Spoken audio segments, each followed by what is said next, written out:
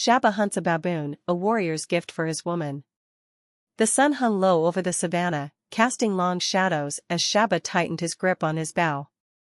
His face was serious, his heart set on one goal, winning back his woman. She had left after their fight. She was frustrated, tired of the village life, of the struggles, of the expectations. She wanted comfort, a place where she felt at home. But Shabba knew something she didn't: she belonged here, with him. And to prove it, he had to do something special. He would hunt a baboon and make her new traditional Hadzabe clothing, a true warrior's gift. The baboon hunt begins. Shabba moved silently through the bush, his body blending with the trees. Juma and two other hunters followed closely behind. The Hadzabe did not waste their hunts.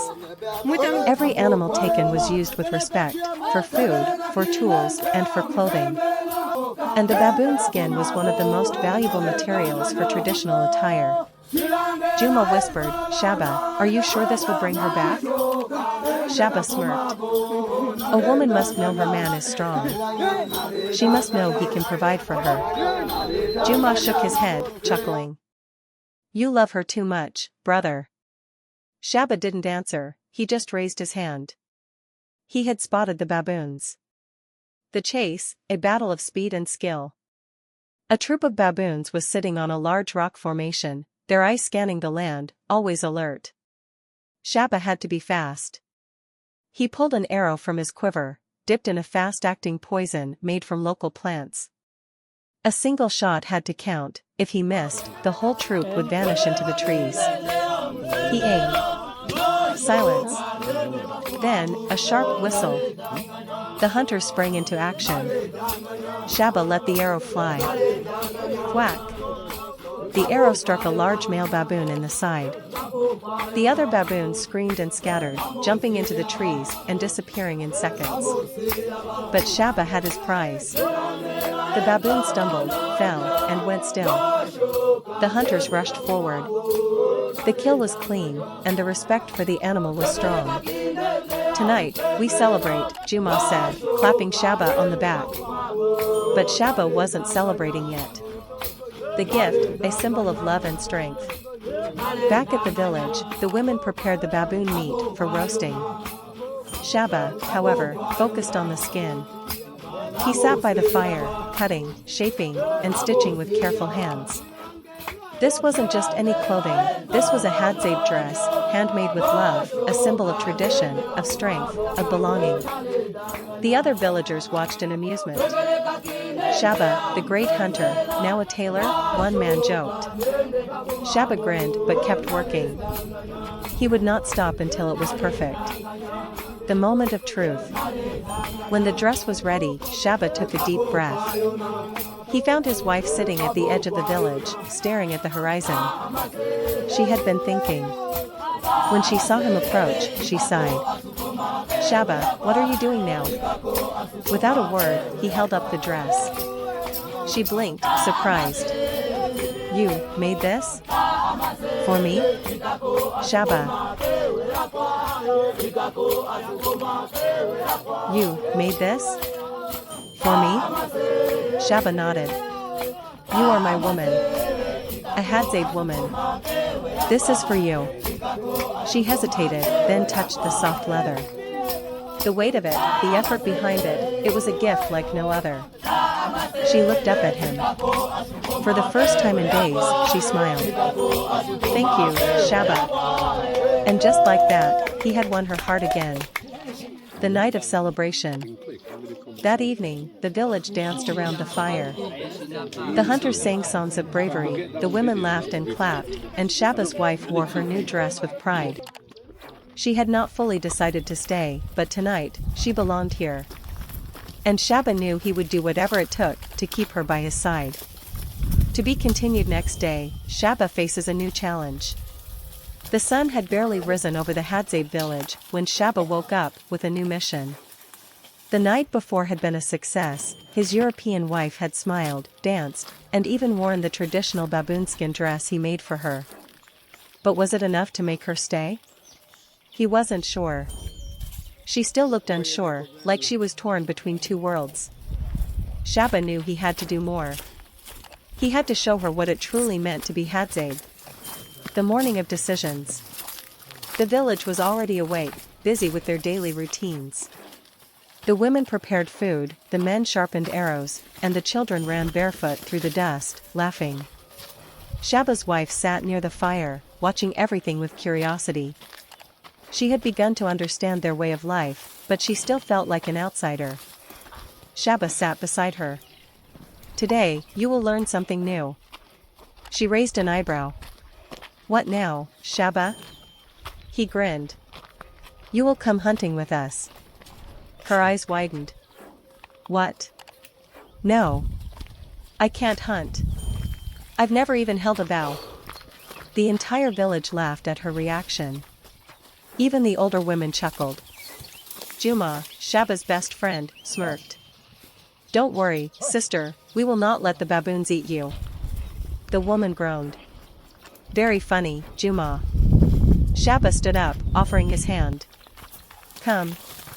If you are going to be part of my life, you must at least see how we survive." She hesitated for a moment, then sighed. "Fine. But if I die, I will haunt you forever." Shabba threw his head back, laughing. "Then I better make sure you live." Into the wild, the hunt begins. Shabba, Juma, and 3 other hunters led the way into the deep bush, moving with the skill and silence of true Hadzabe warriors. Shabba's wife struggled to keep up. "Why do you walk so fast?" she panted. Juma chuckled.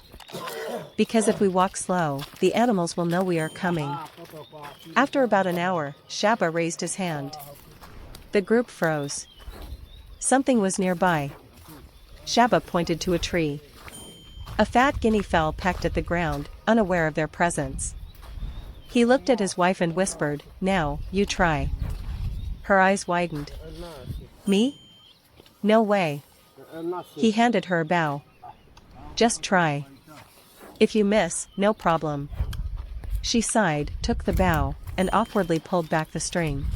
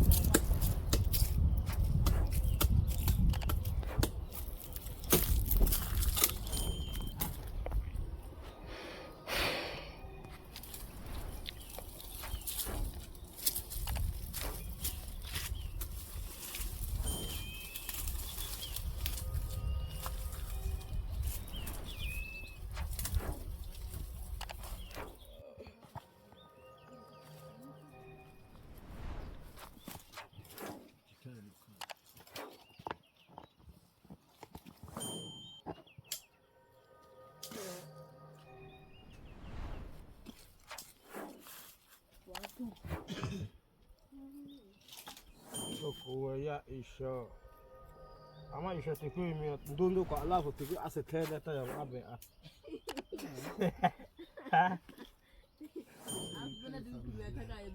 Eh? Igana chap. Manake konjiate ai hai. Itu apa tuh?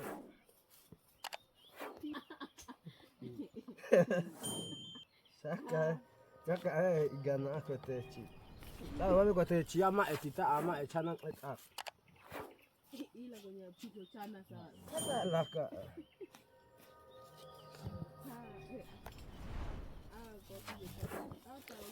Kwa edonidi. Ana tumia itakukwezu au cha.